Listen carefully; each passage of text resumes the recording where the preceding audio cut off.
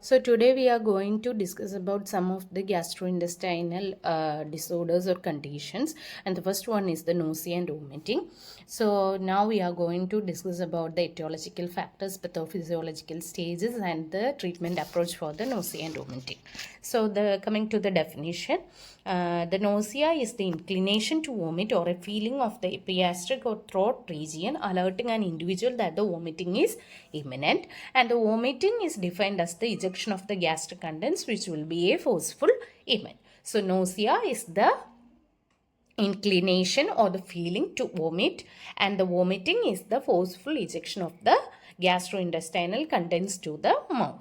And coming to the etiological factors, because of some of the GI disorders like peptic ulcer or GRD, as we know, the major signs and symptoms, nausea and vomiting is coming under the major signs and symptoms of this type of gastrointestinal disorders.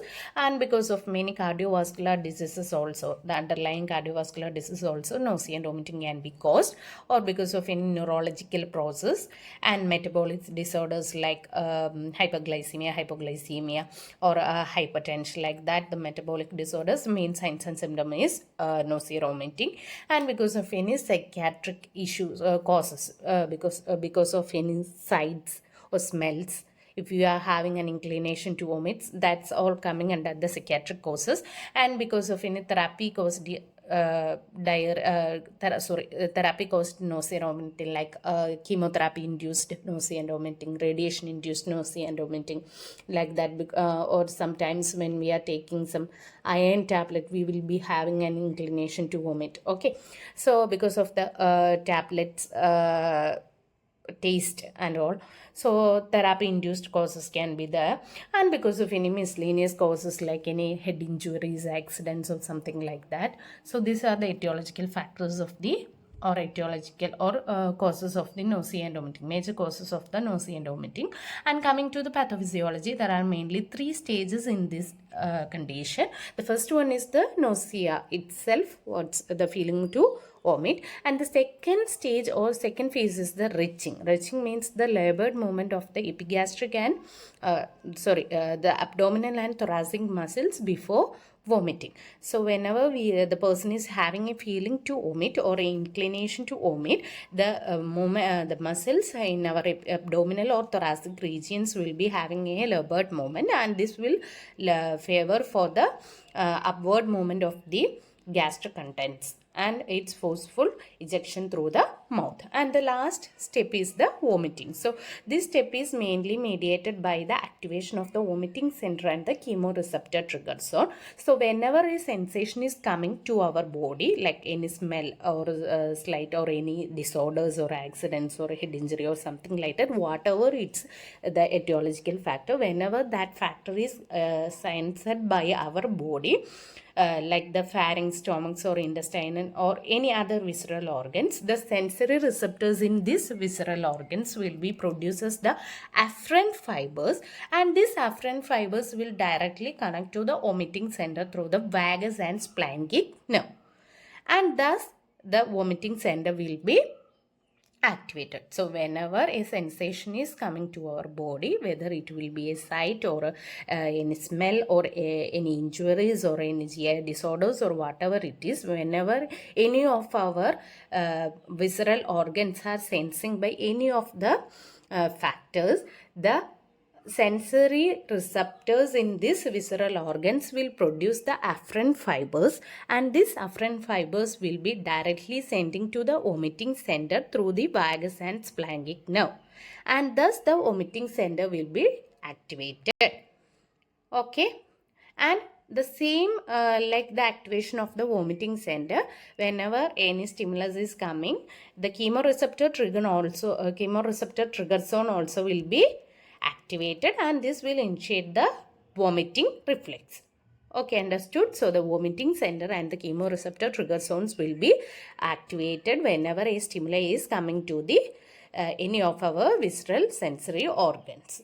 Okay, so then what will happen is whenever the vomiting center is stimulated, efferent fibers will be sent to the salivary, vasomotor and respiratory centers. There, whenever the sensory receptors in the visceral organs are activated, afferent fibers are sent to the vomiting center, which will stimulate the vomiting and chemoreceptor triggers. So, okay, so when after the activation of the vomiting center, the vomiting center will send efferent fibers to the salivary, vasomotor and respiratory centers. Okay, so the salivary center, what it will happen whenever reaching the efferent whenever the efferent fibers or impulses reaching to the salivary center, this will produce more saliva, so it will help in the easy ejection of food particles through the mouth. More salivation will be happening. That's why whenever we are whenever we are having an inclination to vomit, the salivation will be happen highly. Okay, and the second thing is it will activate the vasomotor center. Whenever it is activating the vasomotor centers, the muscles movement, that's what happening in retching. The muscles movement will help the ejection of upward movement of the food or the ejection of food through the gastric contents through the mouth. And it will activate the respiratory center. So whenever the vomiting episode is happening, our respiration control will be there. Otherwise, there will be a chance for aspiration. So the respiratory center will sense the inclination to vomit, and it will control our respiration. Okay, so this is what happening mainly. So whenever a sensation is happening to the visceral sensory organs, the sensory receptors in these organs will send afferent fibers to the vomiting center and chemoreceptor trigger zone. Thus the vomiting center will get activated. So whenever the vomiting center get activated, this will in back it will send the efferent fibers to the salivary, vasomotor and respiratory centers. So mainly 5 major neurochemical transmitter systems are involved in this vomiting. Okay, so these receptors are present both in vomiting center and the chemoreceptor trigger zone. So whenever they receive the stimulus, so they will act in way to produce the emesis. So the main neurotransmitters involved are dopaminergic, histaminergic, 5-HT, cholinergic and substance P. These are the 5 neurochemical transmitted acting in the vomiting. Okay, so this is the main pathophysiology of the nausea and vomiting, and the next sentence is explaining what's happening in case of radiation or chemotherapy. We have we have heard about the chemotherapy or radiation induced nausea and vomiting. So what will happen in that time? We all know our GI mucosa, GIT, gastrointestinal tracts contain enterochromaffin cells in our GI mucosa. So whenever the patient is receiving any chemotherapy or radiation, these cells will be get damaged, and thus the serotonin release will be happen. So this serotonin will what will happen? This serotonin will stimulate the vagal afferents. So thus it will stimulate the vomiting center. Okay, that's what happened in chemotherapy induced radiation chemotherapy or radiation induced nausea and vomiting. So whenever the patient is receiving any chemotherapy or radiation, the enterochromaffin cells present in the GI mucosa will be getting irritated or it will be getting damaged. So it will release the serotonin, and thus it will stimulate the vagal afferent nerves and thus vomiting center. And coming to the treatment, non-pharmacological treatments, as we know, dietary control, physical or psychological strategies we have to take, behavioral interventions we can do. And coming to the pharmacological treatment, the first category of drugs what we are using are antacids and anti-secretory agents. Examples are magnesium hydroxide and aluminium hydroxide, and the mechanism is it will neutralize the gastric acids and release of nausea and vomiting related to the gastric acid or heartburn. And the major areas are diarrhea and muscle weakness.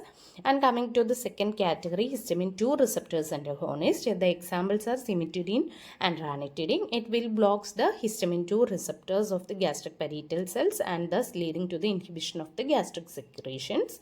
And the third category are proton pump inhibitors. Examples are omeprazole and pantoprazole.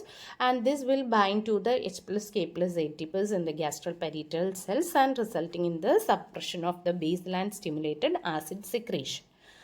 And the next categories are anticholinergics. Copolamin is the example, which will blocks the muscarinic receptors in the vestibular system, thereby blocks signals to the CNS, prevents motion sickness and postoperative nausea and vomiting. And the fifth category is the antihistamines. Diphenhydramine and promethazines are the examples, which will interrupt various visceral afferent pathways and thus which stimulate the nausea and vomiting and thus inhibits the inclination to vomit. And the other next category is the dopamine antagonist. Example as chlorpromazine and the doperidone, which will blocks the doperidone receptors in the chemoreceptor trigger zone. And the final one is the serotonin antagonist, ondansetron 8 mg, which will inhibit the release of 5-HT or serotonin, leads to the stimulation of visceral vagal nerves and thus by inhibit the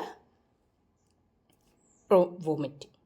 So that's all about the nausea and vomiting.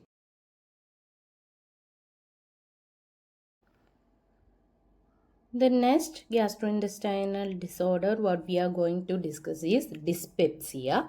So dyspepsia is also known as impaired digestion or indigestion or improper digestion, or sometimes it's known as the upper abdominal discomfort, mostly due to any food intake, alcohol intake, or because of any medication like antibiotics or NSAIDs. So dyspepsia is known as the impaired digestion or indigestion.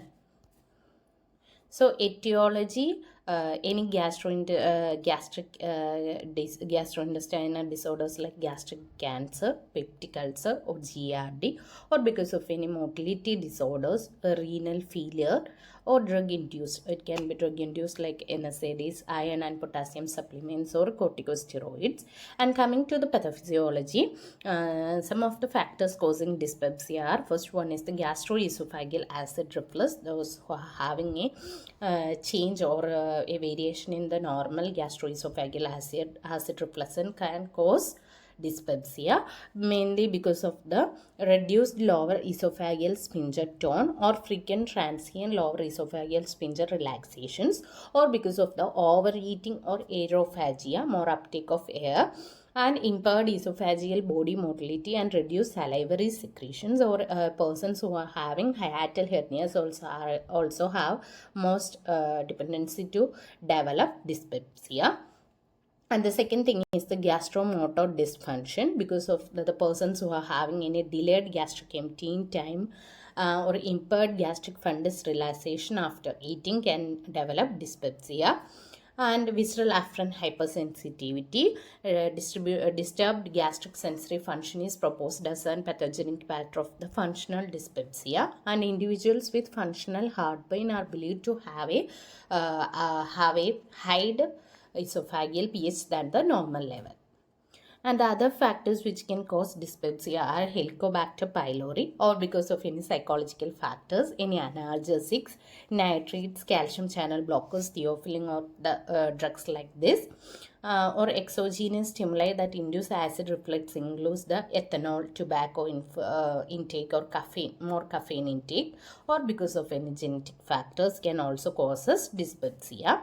And coming to the treatment, the non-pharmacological treatments like the lifestyle modifications are smoking cessation in case of smoker, reduce intake of alcohol, low fat diet, reduce spicy food. And coming to the pharmacological actions, for the first category drugs we prefer for dyspepsia are antacids. Examples are magnesium hydroxide, aluminum hydroxide. These antacids can cause mucosal protection by neutralizing the acid and forms a coat on the damaged tissues. And the H2 receptor antagonist, Example, cimetidine and ranitidine, which will block the H2 receptors of the gastric parietal cells, leading to the inhibition of the gastric secretion. And the third category is the proton pump inhibitors. Examples are omeprazole and pantoprazole. The mechanism we have already discussed here. Those proton pump inhibitors can bind to the H plus K plus ATPase in the gastric parietal cells, and thus resulting in the suppression of the acid secretion. And the other pharmacological agents are the prokinetic agents such as metoclopramide, and mechanism is enhancing the release of gastric acetylcholine through dual inhibition of the dopamine receptors and acetylcholinesterase. So that's all about dyspepsia. The next gastrointestinal disorder which we are going to discuss is diarrhea. So it is a systemic disease occurs due to imbalance between the absorption or secretion of water and electrolytes. It may be associated with specific disease in intestine or a secondary disease outside the intestine. It is the increase in frequency or fluidity of the stools. So the definition of the diarrhea is the increase in frequency or fluidity of the stools. It is a systemic disease occurred due to the imbalance between the absorption and secretion of the water and electrolytes. So coming to the etiology, the infections, the diarrhea can be caused due to any infections with viruses, bacteria or protozoa, contaminated food and water intake because of any medications like antibiotics, poor person hygiene. Okay, and the diarrhea has been classified as acute diarrhea and chronic diarrhea. And coming to the pathophysiology of the diarrhea, mainly 5 general pathophysiological mechanisms are causing the imbalance between the water and electrolyte inside our body. So they are change in active ion transport by either a decreased sodium absorption or an increased chloride secretion, change in intestinal motility, increase in luminal osmolarity, increase in tissue hydrostatic pressure, and malabsorption. Based upon these 5 mechanisms, the diarrhea has grouped into different 5 broad categories. And the first one is secretory diarrhea. This is occurred due to mucosal epithelium damage caused by stimulating agents such as pathogenic toxins or vasoactive intestinal peptides. Okay, so because of any of the pathogenic toxin, any mucosal epithelium damage is caused and the output is more than 500 milliliter per day. It is categorized as the secretory diarrhea. And the next category is the osmotic diarrhea. This is because of the retention of poorly absorbed substance in the intestinal lumen, which exerts excessive osmotic pressure, and the output will be more than 500 milliliter per day, and which can be, this osmotic diarrhea can be decreased due to the fasting or decrease on fasting, and this can be occurred due to the disaccharide deficiencies or can be treated with the lactulose therapy. And the third category is the exudative diarrhea. The inflammatory disease of the GIT causes exudative diarrhea by the discharge of mucus, protein or blood into the gut. So the exudative diarrhea is caused due to any inflammatory diseases in the gastrointestinal tract, which will excessively discharge the mucus, proteins and blood into the gut, and that causes diarrhea, and maybe by mucosal epithelial damage by bacterial infection or any idiopathic bowel inflammatory disease also can cause exudative diarrhea. And the next category is malabsorption. This is because of the improper absorption of the gut nutrients produces voluminous, bulky stools with increased osmolarity combined with excess fat. And next category is the altered intestinal transit, produce diarrhea by 3 mechanisms. First one is reduction of contact time in small intestine, premature emptying of colon, and bacterial growth. So these are the pathophysiological factors or pathophysiological and etiological factors underlying the diarrhea and the categories of diarrhea. And coming to the treatment of diarrhea, the first line treatment is the anti-motility agents, loperamide, example loperamide, diphenhydramine, opioids or opioid derivatives like opium tincture, and the mechanism is delay the transit of the intraluminal content, increase gut capacity, prolonging contact and absorption. The second category is the adsorbents, which is examples are kaolin and pectin. The mechanism is non-specific, but it will absorb nutrients, toxins, drugs and digestive juices. The third category is the anti-secretory agents. Examples are bismuth subsalicylate. The mechanism is anti-secretory effect, which will decrease the flow of fluids and electrolytes into the bowel and reduce the inflammation within the intestine. And the fourth category are the antibiotics, whether in case of any bacterial or viral bacterial infections. Examples are metronidazole, norfloxacin, ciprofloxacin, or floxacins. The mechanism is it will inhibit the bacterial DNA gyrase and in turn inhibits DNA replication and transcription, causing bacterial cell death. And the fifth category are the enzyme derivatives. Example lactase. It will help for the carbohydrate digestion. And the last one is the intestinal microflora. Example lactobacillus preparations.